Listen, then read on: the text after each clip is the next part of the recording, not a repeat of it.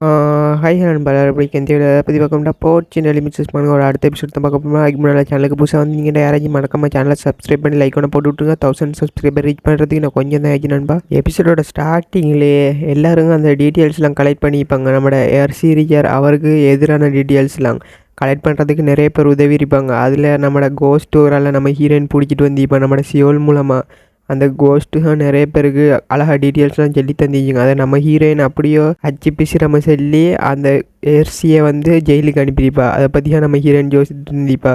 இங்கெல்லாம் ஹட் பண்ணால் நம்மளோட எக்ஸ்ட்ராவும் நம்ம ஹீரோயின் பேசிகிட்டு இருப்பாங்க. அப்போ நம்மளோட எக்ஸ்ட்ரா உனைகிட்ட ஒன்று சொல்லணும்னு சொல்லுவார். நம்ம ஹீரோயின் சொல்லுங்கண்டவும் உன்னோட எபிலிட்டியை பற்றி தான் நாங்கள் சந்தேகப்பட்டுட்டீங்க. அந்த ஃப்யூச்சரை பார்க்குறண்டவும் நம்ம ஹீரோனுக்கு சாக்காக இருக்கீங்க. மாட்டிக்கிட்டோம் போய் ஒரு என்ன கேள்வி கேட்க போகிறாரு அப்படின்னு மாதிரி நம்ம ஹீரோயின் பார்த்துட்டு அப்போ எக்ஸ்ட்ரா சொல்லி விட்டுருவார். அந்த எபிலிட்டி மூலமாக உனக்கு எந்த பாதிப்பும் ஏற்படையான்னு அப்படின்ற மாதிரி கேட்பார் எக்ஸ்ட்ரா. நம்ம ஹீரோயின் பாப்பா அவர் சொல்லுவார், உனக்கு எந்த உடம்புக்கு எந்த பாதிப்பும் ஏற்படையானே நான் கேள்விப்பட்டேன், அழகாக கேட்குறேன், உனக்கு ஏதாச்சும் பாதிப்பு இருக்கான்னு கேட்கவும் நம்ம ஹீரோயின் ஷாக்காயிருவா. என்ன இவர் நம்மளை பற்றி கவலைப்படுறாரா, அவரோட குரல்லையே விளங்குது இந்த கவலை அப்படின்ற மாதிரி சொல்லிவிட்டு நம்ம ஹீரோயின் சொல்லுவா. அதெல்லாம் ஒன்றும் இல்லைண்டவும் அவர் இப்போ எனக்கு ரிலீஃப் ஆயிடுச்சு அப்படின்ற மாதிரி எக்ஸ்ட்ரா சொல்லிவிட்டு யோசித்து பார்த்துட்டு இருப்பார். இந்த எபிலிட்டி உண்மையிலேயே அந்தமே எபிலிட்டி ஒன்று அப்படின்ற மாதிரி அதுக்கப்புறம் அவர் யோசித்துக்கிட்டே இருப்பார். அப்போ நம்ம ஹீரோயின் பார்த்துட்டு இப்போ இருந்தாலும் என்னத்தை யோசிக்கிறாருன்னு தெரியாவே உள்ளுக்குள்ளே அப்படின்ற மாதிரி நம்ம ஹீரோயின் பார்த்துட்டிப்பா. அடுத்து ஏதாச்சும் ஒரு கேள்வி கேட்டுருவார், எதுக்கும் தயாராகவே இருப்போம் அப்படின்ற மாதிரி நம்ம ஹீரோயின் பார்த்துட்டு பாப்பா. திடீர்ன மாதிரி இவர் இப்போ என்ன சொன்னார் அப்படின்ற மாதிரி நம்ம ஹீரோயினுக்கு மிஸ்டேக் ஆகிடுச்சிங்க. அவர் சொல்லிப்பார், நான் உன்னைய பற்றி ரொம்ப கவலைப்படுறேங்க, அதில் நம்மளோட அரிசி பேசியிருப்பா நம்ம ஹீரோனை திட்டுற மாதிரிலாம் அதெல்லாம் கணக்கெடுக்க அதெல்லாம் மறந்துரு சரியா அப்படின்ற மாதிரி சொல்லிப்பார். அதெல்லாம் சோரின்ட்டு இவர் மன்னிப்பு கட்டிப்பார் அவனுக்கு பதிலாக. நம்ம ஹீரோனுக்காக தான் ஷாக்காக இருந்துச்சுங்க. அப்போ நம்ம ஹீரோன் அதை பற்றி யோசித்து போட்டு பார்த்துட்டு அவரே இந்த மனுஷன் இப்படியெல்லாம் பண்ணுவார்னு எனக்கு தெரியவே பரவாயில்லையே இந்த மனுஷங்க அப்படின்ற மாதிரி நம்ம ஹீரோயின் பார்த்துட்டு அவர் பேசின வார்த்தையெல்லாம் ரியல் கமலியாக வருதா அவக்கு பாதிச்சிருக்கீங்க.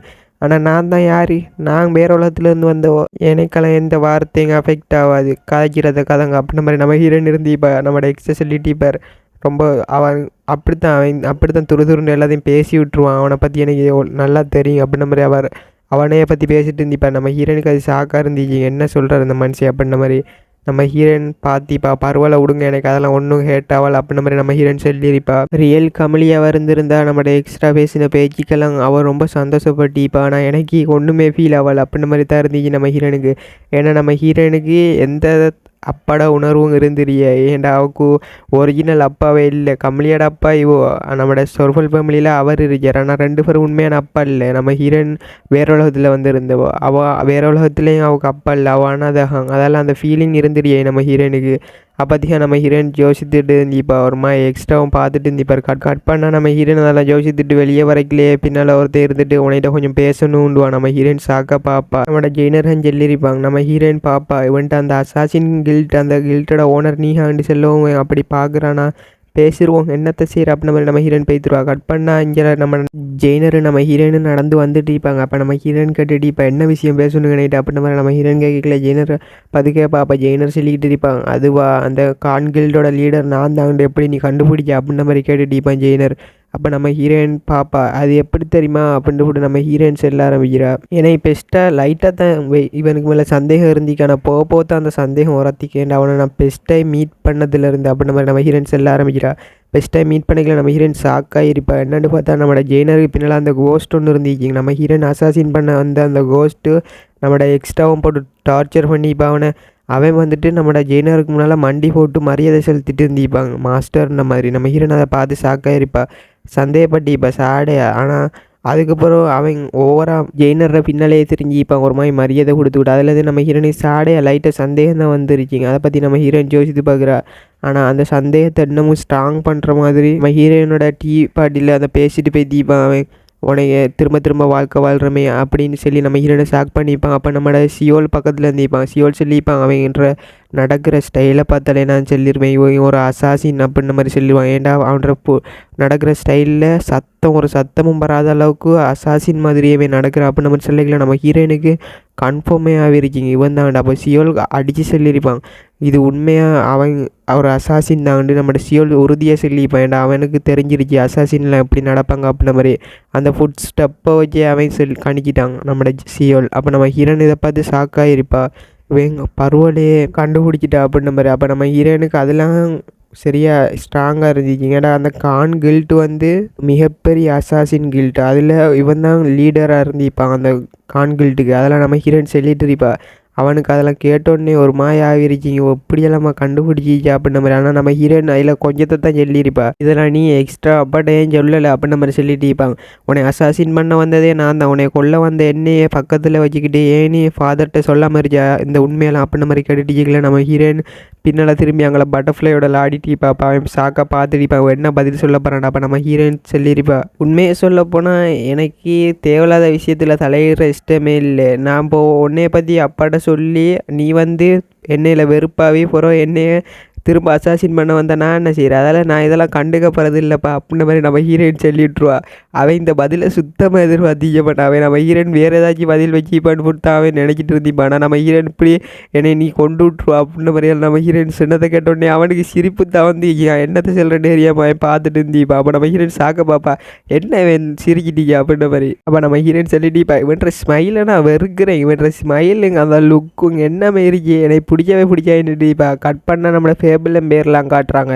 என்ன சாப்பாடு இது, இதை யார் தின்னுவான், என்ன அப்படி ஓவராக இனிச்சிக்கிட்டு இருக்கு இந்த ஃபுட்டு, இதெல்லாம் எவன் தின்னுவான் அப்படின்ன மாதிரியே கலவரம் நடந்துட்டு இருக்கு. கொஞ்சம் பேர் வந்து கத்திட்டு இருக்காள். எங்கன்னு பார்த்தா நம்மளோட ஹமலியோட கஃபைலாம் வந்து கத்திட்டு இருக்காள். வேணுன்ற பிரச்சனை பண்ண வந்தாலாட்டம் அவனால் கத்திட்டு இருக்காள். அங்கே உள்ள ஆக்கள்லாம் பதறிக்கிட்டு இருக்காங்க. நிறைய கஸ்டமர்லாம் வெளியேறாங்க. அவனால் பண்ணுற கூத்தெல்லாம் நம்மளோட லைலா கிட்ட எல்லா மேடும் கம்ப்ளைண்ட் பண்ணிட்டு இருப்பாங்க. ஓல் என்ன செய்கிறான்னு பார்த்தீங்களா, நீங்கள் ஸ்வீட் கேட்குறாங்கன்னா அந்த ஸ்வீட் வந்து ரொம்ப இனிப்பாக இருக்கின்றாள். ஸ்வீட் மாதிரி இனிப்பாக தானே இருக்கீங்க, இதை உங்களுக்கு பிரச்சனை பண்ணணுன்ட்டே வந்து பிரச்சனை பண்ணுறானல்ல அப்படின்ற மாதிரி அந்த மெய்டெல்லாம் பேசிட்டு இருக்கல. நம்மளோட லைலா ஜோசித்துக்கிட்டு இருப்பேன், நான் இப்போ இதை என்ன செஞ்சு காப்பாற்றுவேன், நம்மளோட கமலியோட கஃபையை நான் விடமாட்டேன் இப்படியே அப்படின்ற மாதிரி சொல்லிவிட்டு கமலி என்னையை நம்பி ஒப்படைச்சிக்க அந்த கஃபையை அவள் வேலை விஷயமா பெய்த்துருச்சா. இதுக்கு நான் தான் பதில் ஏதாச்சும் சொல்லணும்னு லைலா நேரடியாக பெய்த்துருவா. பெய்த்து சொல்லி விட்ருவா, இங்கே நிறைய கஸ்டமர்லாம் இருக்காங்க, உங்களுக்கு ஏதாச்சும் உதவி வேணுமா சாப்பாடு விஷயத்தில் அப்படின்ற மாதிரி கேட்கல.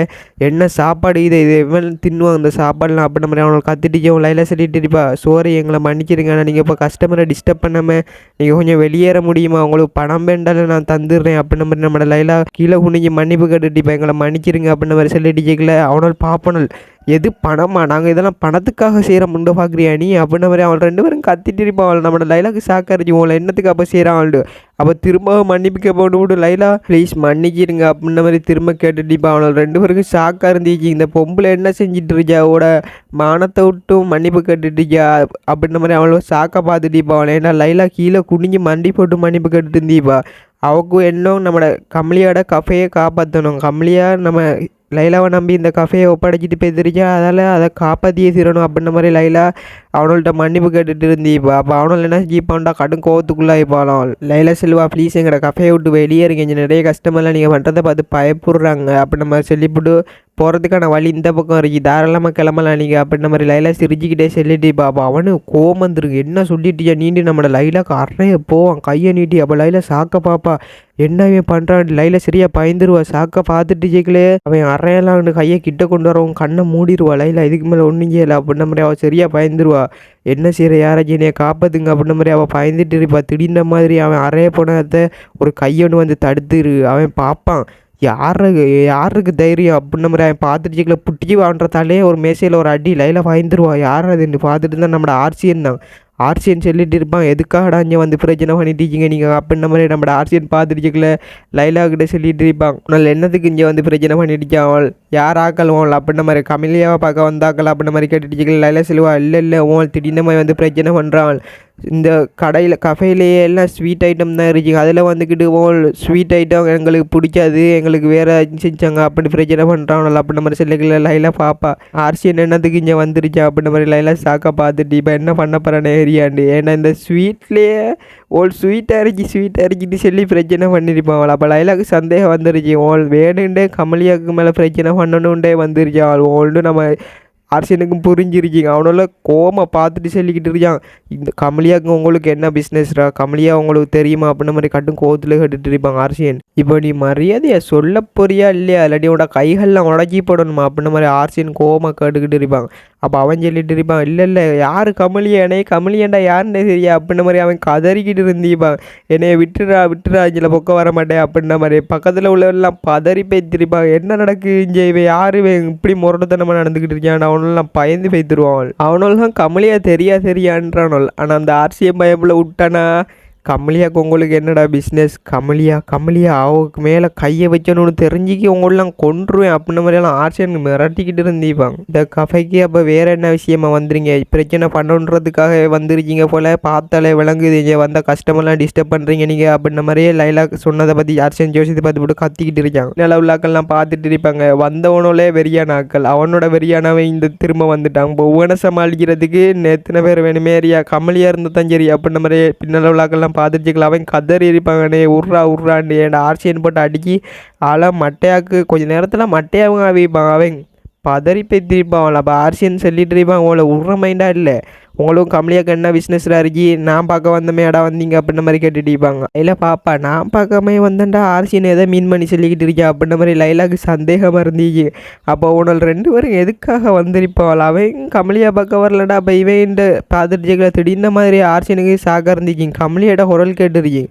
ஆர்சியன் பார்ப்பான், கமலியோட குரல் எங்கேருந்து கேட்கு அப்படின்ன மாதிரி பார்த்துவிட்டு அவன் அட்டைக்கு நடுவுலேயே ஒரு சின்ன ஒரு கிறிஸ்டல் ஒன்று பைப்பில் கொண்டுட்டு திரியிறான். பார்த்தா அதில் நம்ம ஹீரோயின் காண்டாக்ட் பண்ணிப்பான் நம்மட இவனை.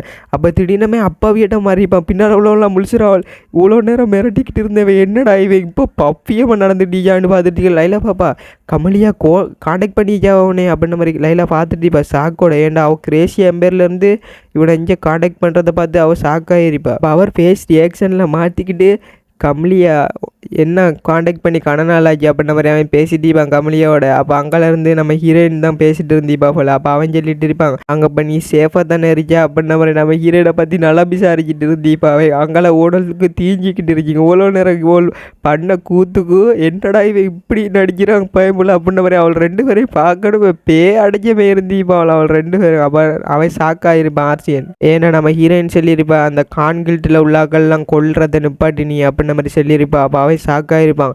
உன்னை பிரச்சனை அவனோலையே கொல்றதே நீயே தடுக்க சொல்கிற அப்படின்ன மாதிரி ஆர்சியனுக்கு கொஞ்சம் கடுப்பாக இருந்துச்சு. நீ என்ன சொல்கிற அப்படின்ன மாதிரி கேட்கல. ஆர்சியன் ஷாக்காவான் திரும்ப. இல்லை அவனோட கொல்றதை அப்படியே நிப்பாட்டி இருந்தவன். அவன் கேட்பான், உனக்கு எப்படி தெரியும் நான் தான் அவனோட கொண்டேன் அப்படின்ன மாதிரி கேட்டுட்டு கேட்கல. நம்ம ஹீரோயின் சொல்லுவா, அது எனக்கு எப்படியோ தெரிய வந்தி கதை விட அப்படின்ன மாதிரி சொல்லிக்கல. ஆர்சியனுக்கு இன்னும் கொஞ்சம் ஏற்றிக்கிட்டு இருக்கிற மாதிரி தரத்திக்கு நம்ம ஹீரோயின். அப்போ ஆர்சியன் பார்த்துட்டு இருப்பான், என்ன சொல்கிற அப்படின்ன மாதிரி சொல்லிக்கல. இதோட நிப்பாட்டி நீ அவனோட கொல்றதுன்னு நம்ம ஹீரோயின் சொல்லுவா. அப்போ அவன் வெறியாய் கத்துவான், ஏன் இப்படி சொல்கிறான்டேக்கல, எனக்கு கவலையாக இருந்துச்சு உன்னைய நினச்சா, உனக்கு ஏதாச்சும் ஆகிரும் போல் எனக்கு பயமாக இருந்துச்சு அப்படின்ன மாதிரி நம்ம ஹீரோயின் ஆக்டிங்கை போட்டுருப்பா. அதை பார்த்தோடனே ஆர்சிஎம் பயவில் கையெல்லாம் நடுங்க ஆரம்பிச்சு. கமலியை சொன்னதை கேட்டோடனே ஆள் ஷாக்காயிட்டான் போல். என்ன செய்யறேன்னு தெரியாமல் இருந்துக்கல. அப்படியா சரி அப்படின்டா ஓகே அப்படின்னு மாதிரி சிரிக்கிட்டே செல்லைக்கல. பின்னால் அவனெல்லாம் மிரண்டு பேத்திருப்பாள், என்ன மனுஷன் யாருவே அப்படின்ற மாதிரி தான் இருந்தீங்க. அவள் 2 பேரும் பதறி பேத்திப்பாள். அங்கே எல்லாரும் தீஞ்சிக்கிட்டு இருந்தீங்க. அப்போ நம்ம ஹீரோயின் சொல்லிட்டீப்பா, சரி ஆர்சியை நான் இங்கே கொஞ்சம் வேலை விஷயமா இருக்கேன், சரி நான் உன்னை அப்புறம் காண்டாக்ட் பண்ணுறேன் அப்படின்ன மாதிரி நம்ம ஹீரோயின் சொல்லிவிட்டு கனெக்ஷனை கட் பண்ணியிருப்பா. ஆர்சியன் பார்த்துட்டு இருப்பான். சரி இப்போ திரும்ப காண்டாக்ட் பண்ணுவான் கமலியா அப்படின்ன மாதிரி அதே பார்த்துட்டு இருந்தீப்பா. அங்கே உள்ளாக்கள்லாம் பாப்பாள், என்ன செய்யறாவே அப்படின்ன மாதிரி பார்த்துட்டுக்கலாம். அவன் அந்த கிறிஸ்டலையே பார்த்துட்டு இருந்தீப்பா. பஞ்சில் நம்மளோட லைல சொல்லிக்கிட்டு இருப்பா, ஆர்சியன் என்ன செஞ்சுட்டு இருக்கேன் நீப்பா, அந்த கிறிஸ்டலையே பார்த்துட்டு இருக்கியாண்டேக்கல. ஆர்சியன் சொல்லிட்டுப்பா, கமலியா அப்போ திருமணையை காண்டாக்ட் பண்ணுறேன்ட்டு இருக்கியா, அதான் அதையே பார்த்துட்டு அப்படின்ன மாதிரி சொல்லிக்கல. லைலாக்கு ஷாக்காக இருந்தீங்க, இவன் இப்படி அப்பாவியாட்ட அப்படின்ன மாதிரி நம்ம லைலா பார்த்துட்டு இப்போ லைலா சொல்கிறா காண்டாக்ட் பண்ணுவான்டா. அவள் திரும்ப எப்போ இவனுக்கு காண்டாக்ட் பண்ணுவேன்னு சரி இப்போ உடனே காண்டாக்ட் பண்ணுவேன் சொல்லலை என்றைக்குல. இல்லை கமலியா இப்போ காண்டாக்ட் பண்ணுவானே அப்படின்ற மாதிரி அதை கிறிஸ்டலையே குருன்னு பார்த்துட்டு இருந்தீப்பா. லைலாக்கு ஷாக்காக இருந்தீங்க, பயம்புல என்னடா இப்படி இருக்கா அப்படின்ற மாதிரி தான் லைலாக இருந்தீங்க. இப்போ லைலா யோசிச்சுட்டு இருந்தீப்பா, இவ்வளோ நேரம் இப்படி மிரட்டிட்டு இருந்தவன் திடீர்னு மாதிரி இப்படி அப்பாவே இட மாட்டான் அப்படின்ற மாதிரி தான் அவங்க ஷாக்காக இருந்தீங்க. என்ன சொல்ல தெரியாமா அவள் ஆர்சினே பார்த்துட்டீப்பா.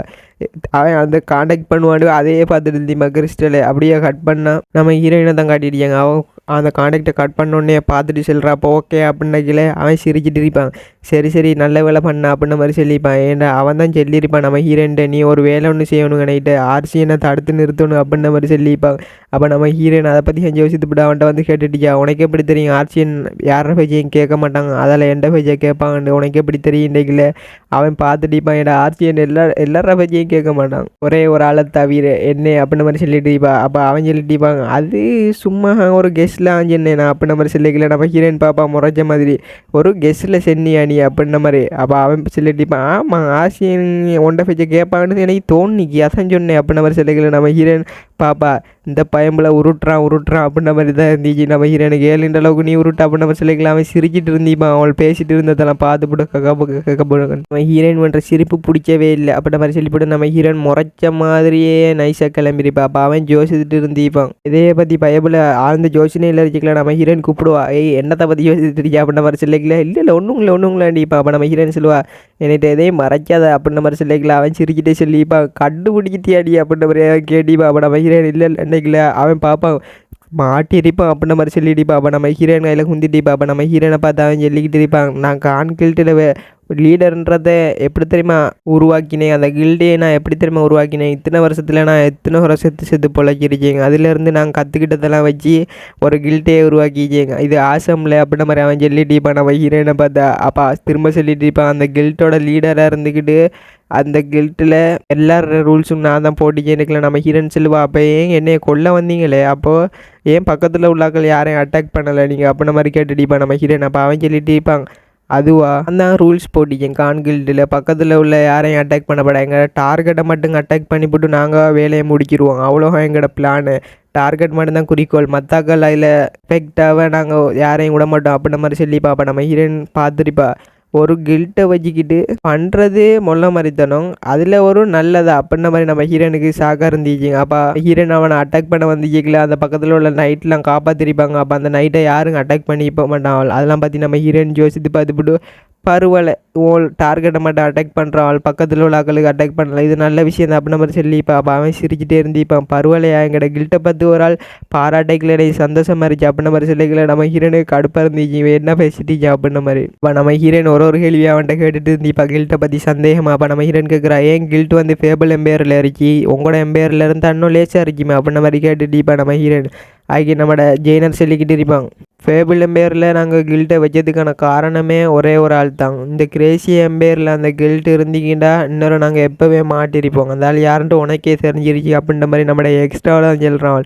எக்ஸ்ட்ரா வந்து எல்லாத்தையும் கண்டுபிடிச்சிப்பாருண்டு அவரை பற்றி உனக்கு நல்லாவே தெரிஞ்சிருச்சிங்கன்னு நினைக்கிறேன், அவருக்கு நல்ல கூர்மையான பார்வை இருக்குது அப்படின்ற மாதிரி நம்மளோட ஜெயினர் சொல்லி சிரிச்சுக்கிட்டு இருப்பா. அப்போ நம்ம ஹீரோயின் சொல்லியிருப்பா அதுவும் சரி கிரேசியா எம்பையரில் வச்சிருந்த அந்நேரம் உணவு மாட்டிருப்பான் நம்மளோட எக்ஸ்ட்ராடா கையால் அப்படின்ற மாதிரி நம்ம ஹீரோயின் சொல்லிப்பா. அப்போ அவன் சிரிச்சுக்கிட்டு இருந்திப்பாங்க பரவாயில்லையே வேறு ஏதாச்சும் கேள்வி இருக்கா கேட்குறதுக்கு அப்படின்ற மாதிரி அவன் சிரிச்சுக்கிட்டே சொல்லிட்டிப்பா நம்ம ஹீரோனை பார்த்து. அப்போ அவன் கேட்பாங்க எனி கொஸ்டின்ஸ் அப்படின்ற மாதிரி கேட்டுட்டு நம்ம ஹீரோயின் பாப்பா இதுக்கு மேலே கேட்குறதுக்கெல்லாம் ஒன்றும் இல்லை அப்படின்ற மாதிரி நம்ம ஹீரோயின் சொல்லிவிட்டு அவனையே பார்த்துட்டு பாப்பா அவன் சொல்லிட்டுப்பா நாங்கள் இந்த கண்ட்ரிலேருந்து அந்த கண்ட்ரிக்கு பெய்து வரதுக்காக நாங்கள் ஒரு டெலிபோர்ட்டேஷன் இதை தான் ஸ்பெல்லை பயன்படுத்திட்டு இருக்கோம் அப்படின்ற மாதிரி நம்ம ஹீரோயின்ட்டு சொல்லுவான்.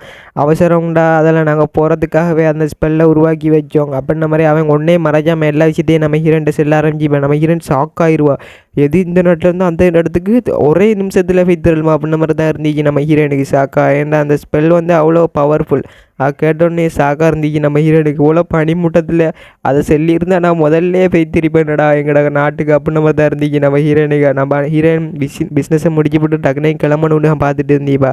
நம்ம ஹீரோயின் தலையில் கையை வச்சிருப்பா பரவாயில்லையே இவ்வளோ அட்வான்ஸாகலாம் போய்த்திருக்கவள அப்படின்ற மாதிரி சொல்லிக்கல. அவன் பார்ப்பான் எங்களோட கேள்ட்ட பாராட்டைக்கல எனக்கு ரொம்ப பெருமையாக இருந்துச்சுப்பா அப்படின்ற மாதிரி அவன் சொல்லிட்டு இருந்தீப்பா நம்ம ஹீரோனை பார்த்து. நம்ம ஹீரோயின் ஆத்திர அவசரத்துக்கு யூஸ் பண்ணல அந்த டெலிபோர்ட்டேஷன் அப்படின்ற மாதிரி குறுகுறுன்னு பார்த்துட்டு இருந்தீப்பா ஜெயினரே. அப்போ ஜெயினர் சொல்லிட்டு இருந்தீப்பாங்க எனக்கு ஒரு டவுட் இருக்குப்பா அப்படின்ட்டு நம்ம ஹீரோயின் என்ன டவுட் அப்படின்ற மாதிரி கேட்கல. நம்மளோட டோர்மன் இறந்துட்டாருண்டா அதுக்கப்புறம் என்ன நடக்குங்க அப்படின்ற மாதிரி கேட்கல. நம்ம ஹீரோயின் ஷாக் ஆயிடுவா இவன் டோர்மன் சாவரத்தை பற்றியெல்லாம் பேசிட்டு இருக்கான் பயமுள்ள அப்படின்ற மாதிரி சொல்லிட்டு கேட்கல.